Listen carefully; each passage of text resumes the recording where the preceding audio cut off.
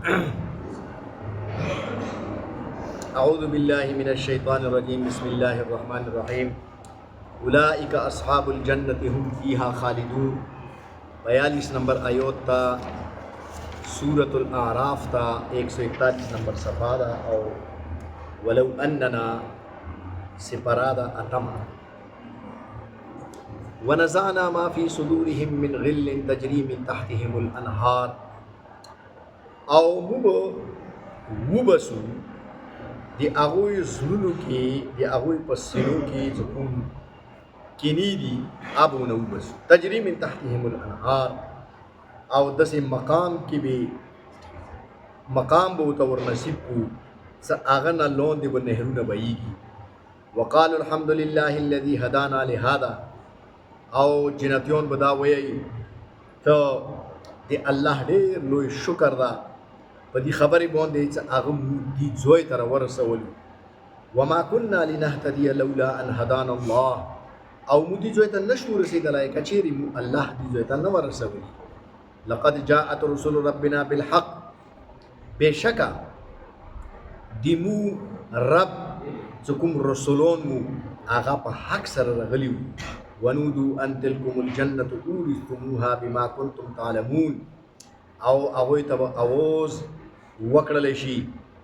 سو داغه جنت سو توسو جنت ورثون توسو وګرځول شي بما كنتم تعملون دي توسو دي عملونو کوای اوس اردو کې ترجمه کړه ونزعنا ما في صدورهم من غل تجري من تحتهم الانهار और हम निकाल देंगे उनके सीनों की कुदूरतें और उन्हें ऐसी जगह नसीब करेंगे कि जिनकी नीचे नहरें बहती हैं वक़ाल अल्हम्दुलिल्लाहिल्लज़ी हदाना लिहाजा और वो कहेंगे कि अल्लाह का शुक्र है कि उसने हमें यहाँ तक पहुँचाया वमा कुन्ना लिनहतदिय लौला अन हदानल्लाह और हम यहाँ तक नहीं पहुँच सकते थे अगर अल्लाह हमें ना पहुँचाता लक़द जाअत रसूल रब्बिना बिलहक़ बेशक हमारे रब ने रसूल भेजे हैं हक के साथ वनुदु अन तिलकुमुल जन्नतु उरिस्तुमूहा बिमा कुंतुम तामलून और उन्हें पुकारा जाएगा कि बेशक तुम इस जन्नत के वारिस बना दिए गए हो क्योंकि तुम्हारे आमाल की वजह से वनज़ाना मा फी सुदूरिहिम मिन ग़िल्ल अल्लाह रब्बुल इज़्ज़त पदी आयत की दे अहले जन्नत यो सिफात बई नहीं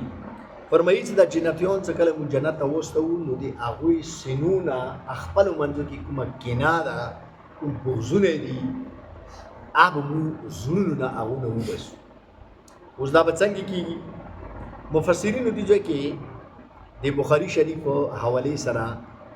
یو روایت نقل کړه ده چې دغه خلاصہ او مفهوم دا شاعر څکلا جنتیون په پوله سرات باندې پوری شي نو د ایو روایت مطابق خداغه دا څکلا پوری شي د جنت او د دوزخ مانس کې یو بل پال نو هغه بل باندې وو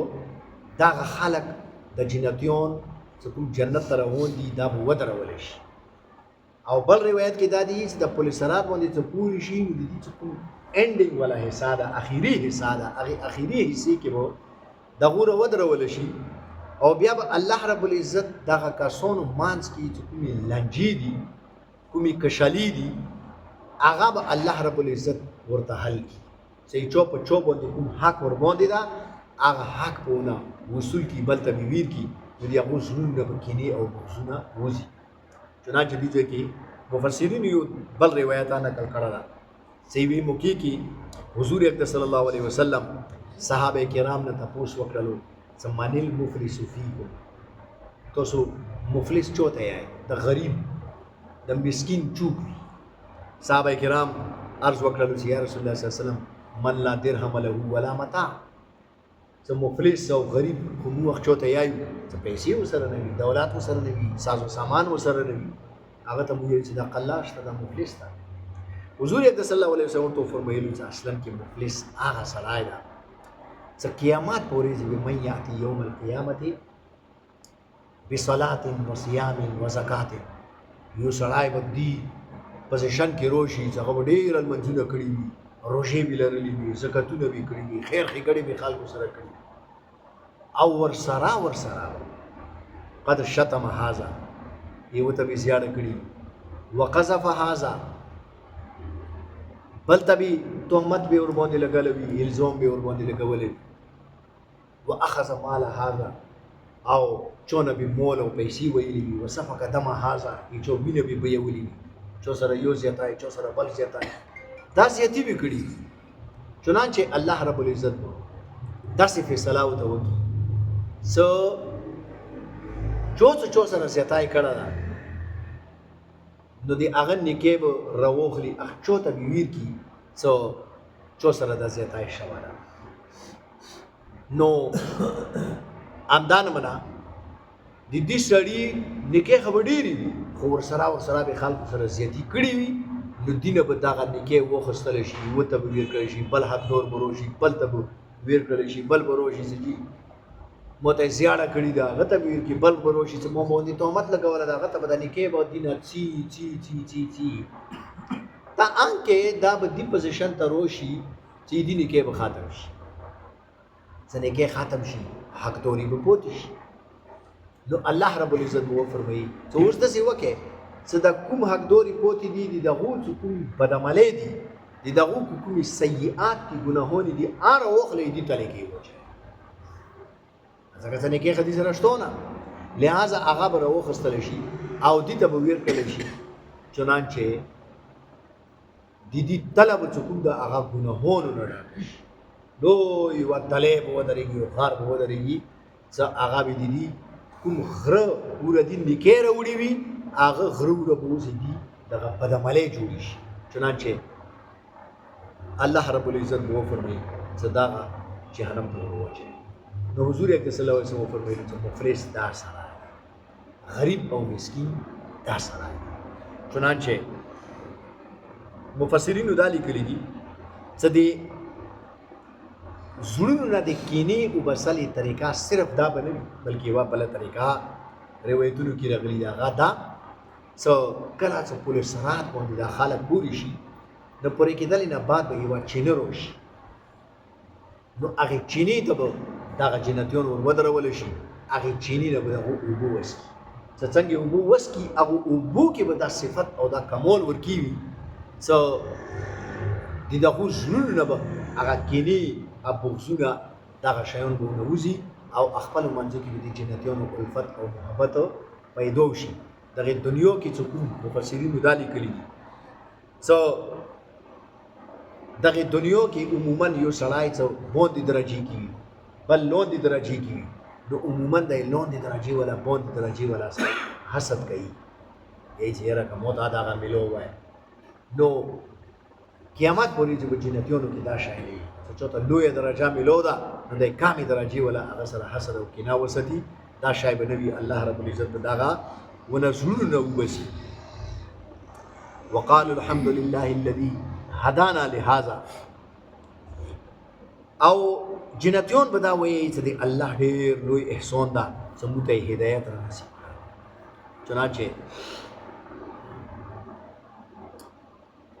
علماء کرام دې ځای کې فرمایي مفسرینو لیکلي دي چې جنتیون چې کله جنت ته لوټ شي نو په خپلې جنت ته تاګ باندې به هغو د الله شکریا ادا کوي. اینه دا معلومه شوله او هغو به دا څه وایي لولا ان هدانا الله وما كنا لنهتدي لولا ان هدانا الله. که الله موږ ته هدایت نه ورکړه الله موږ دې ځای ته نه ورسولي موږ په خپل کوشش نشو رسېدلی. مفسرین لیکلي دي چې الله رب العزت کله تو ته دې یوې خبرې توفیق در نصیب کړي نو ته دې الله شکر ادا کوه چې الله ته توفیق دی. که دې الله توفیق تو سره شامل حال نه وه ته د دنیا کې نیکي نشي کولی. نو ټولو نه بهترینه خبره دا ده چې الله نه موږ هر وخت توفیق وو. یا رب العزت مو ته د نیکۍ توفیق رو مو ته د هدایت توفیق را نصیب کړي. نو دا د الله په توفیق باندې کېږي. لقد جاءت رسول ربنا بالحق او دغو به دا وایي چې د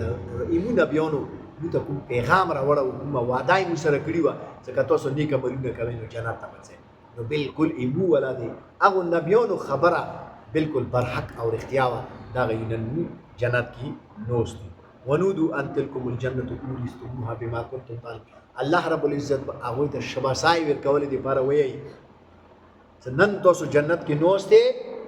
د دې وجه دغه ده چې تاسو جدوجهد کړی ده، محنت مو کړی ده. هغه محنت پھل تاسو ته ملو شو، دنیا کې مو نیک عملونه کړي دي او تاسو سره دا وعده وه چټه مو ویلو چې الله رب العزت د نیکو خلکو وکذلک نجزي المحسنین، نیکو خلکو ته مبادله ورکوو. نو الله رب العزت بل ځای کې فرمایلی دي ومن اراد الاخرة وسعى لها سعيها وهو مؤمن فاولئك كان سعيهم مشكورا. هم سړی د اخرت لپاره جدوجهد کوي، محنت کوي. الله رب العزت فرمایي چې هغه محنت مو قدردانی کوي. هغه قدردانی به دا وي چې الله رب العزت په جنت ورته ورنصیب کړي. الله د ټولو ته نیک عمل توفیق نصیب کړي.